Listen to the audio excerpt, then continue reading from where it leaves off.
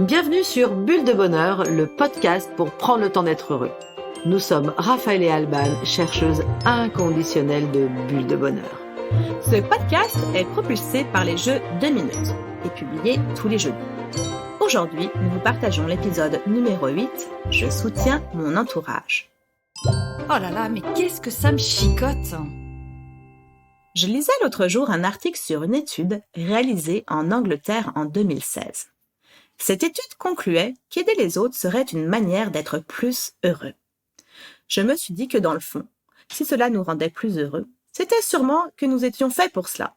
Mais en même temps, on ne cesse de valoriser l'importance de prendre soin de soi, d'exprimer ses besoins, de prendre du temps. Du coup, ça me chicote. Comment faire pour prendre soin des autres et en même temps de soi-même?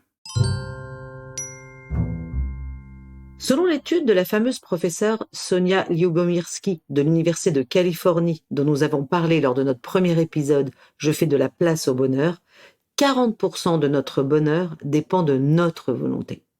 De plus, une étude menée à Harvard sur le bonheur nous dit également que notre bonheur réside en grande partie dans le fait d'entretenir de bonnes relations avec son entourage.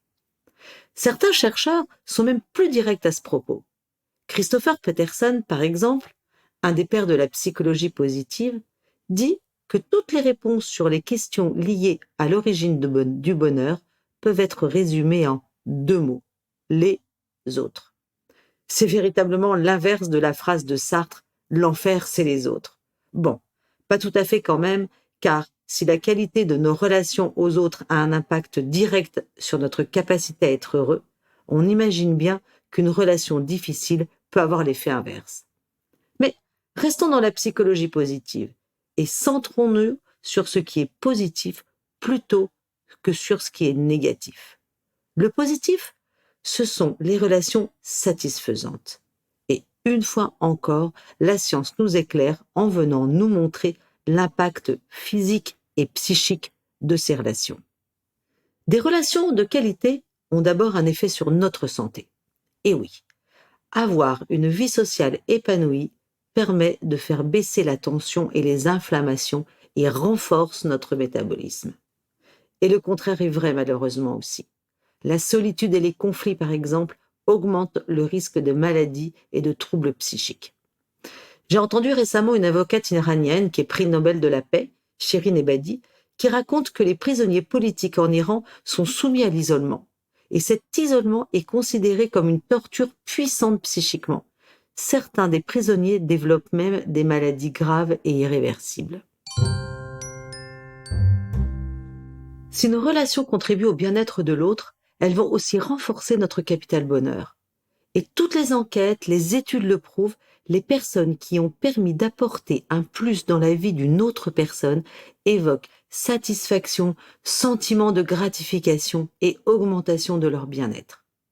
J'adore la phrase de Tal Ben-Sahar à ce propos. Il dit « Celui qui contribue au bien-être d'autrui en tire tant de bénéfices personnels que, à mes yeux, il n'y a pas de geste plus égoïste qu'un geste généreux. » Puisqu'on parlait tout à l'heure de relations de qualité avec son entourage, il est clair que la qualité passe ici par des gestes qui font appel à la bonté, à la générosité et au partage. C'est dans cet esprit, pour prendre le temps d'être heureux et favoriser la création de liens avec notre entourage, que j'ai créé la gamme des Jeux 2 minutes. Le groupe français La Poste a bien compris cet enjeu, de favoriser le lien social pour lutter contre l'isolement, notamment celui des seniors. Dans le cadre de leur programme Veiller sur mes parents, où les facteurs font des visites à des seniors, nous venons de créer pour eux un jeu spécifique, un moment ensemble. Ce sont 32 cartes qui sont offertes aux bénéficiaires de cette offre Veiller sur mes parents et une belle occasion pour ces personnes d'entamer un dialogue avec leurs facteurs et de favoriser des liens avec leur entourage. C'est vraiment une très belle initiative. Rappelons aussi que le fond de la nature humaine est tourné vers les autres et enclin à les aider. Pourquoi ? Parce que, comme le soulignent des chercheurs en psychologie, nous sommes naturellement portés à l'empathie. Nous sommes des animaux sociaux. Nous avons été conçus pour prendre soin des membres de notre famille, travailler en équipe, accorder des faveurs et accomplir des actes héroïques et de générosité qui permettront de gagner le respect de nos pairs et se faire des amis. Et pour les sceptiques, sachez que même le cerveau nous le confirme. Prenons le cas par exemple d'un don d'argent volontaire pour une cause sociale. C'est assez incroyable de se rendre compte que les régions cérébrales qui s'activent lorsque la personne fait son don sont les mêmes que celles qui s'activent lorsque nos besoins fondamentaux sont comblés, comme manger à sa faim par exemple. Bon là, certes je parle d'argent, mais pas besoin d'avoir nécessairement de l'argent. De petites attentions toutes simples comme remercier, aider un ami ou donner son sang par exemple, contribueront également à augmenter notre bonheur. Si l'altruisme est clairement une clé de notre bonheur, je pense important de préciser que cet altruisme doit aussi savoir se conjuguer avec la capacité de prendre soin de soi. Je pense tout particulièrement à tous ces aidants familiaux qui font un travail formidable en menant souvent de front soutien, compagnie, soins, logistique, bref, en assurant à la personne malade un environnement qui puisse lui permettre de vivre au mieux. Seulement, je remarque qu'à certains moments, cet altruisme peut perdre toutes ses vertus. Il n'est plus source de bonheur, ni pour celui qui donne, ni pour celui qui reçoit. Quand l'équilibre est rompu et que l'aidant ne vit plus que pour l'aider, qu'il n'a pas de moment pour lui, pour se ressourcer ou même juste pour souffler, c'est l'épuisement, voire même la souffrance. Et la difficulté est là. L'aidant a besoin de connaître ses limites et prendre soin de lui. C'est pour cette raison que nous nous sommes investis aux côtés du jeu 2 minutes ensemble pour favoriser la création de liens entre les générations et créer un programme de formation sous la forme d'ateliers. Ces ateliers sont dédiés spécifiquement aux aidants afin de les soutenir dans leur démarche ô combien est tellement formidable. Allez, je change de regard. Le paradis, c'est les autres, comme le dit Christine Michaud dans son livre Mon projet bonheur. Soutenir son entourage, non pas dans le devoir ou dans la négation de soi, mais dans l'idée de se respecter et dans le but d'augmenter son capital bonheur. Alors, que pouvons-nous faire ? Déjà, c'est important de ne pas voir trop grand.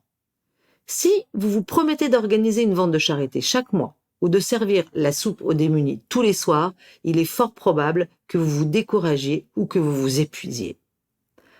Adaptez-vous à vos moyens. On donne ce qu'on peut. Et comment ? En fonction de notre temps, de notre état physique, de nos ressources, de notre caractère. Et nous ne sommes pas tous égaux. Aller vers les autres, ce n'est pas toujours facile et naturel.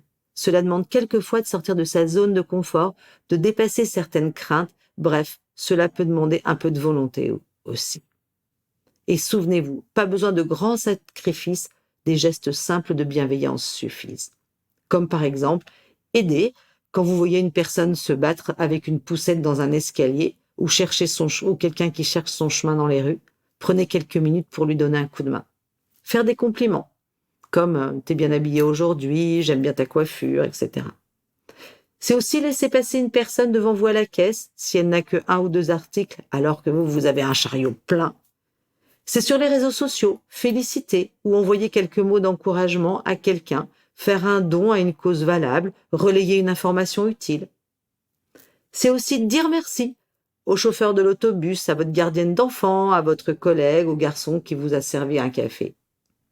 Il a été démontré qu'accomplir des actes de bonté avait encore plus de bienfaits quand les manifestations de bienveillance sont variées et accomplies le même jour plutôt que réparties sur une semaine. Et hop, je me lance. Si j'ai bien compris, 1. Soutenir notre entourage, c'est apporter un plus dans la vie de ceux qui nous entourent. Et le bonus, c'est que cela augmente notre bonheur. C'est l'illustration du fameux proverbe « donner, c'est recevoir ». 2. Je dois veiller à trouver l'équilibre entre mes relations aux autres et ma relation à moi-même. En fait, ni trop égoïste, ni trop altruiste. À vous de jouer, chers auditeurs. Choisissez une journée dans votre semaine et accomplissez 5 gestes qui aident. Racontez-nous et partagez-nous vos petites actions d'aide sur Facebook ou Insta @jeu2minutes. Avec Bulle de bonheur, prenez le temps d'être heureux.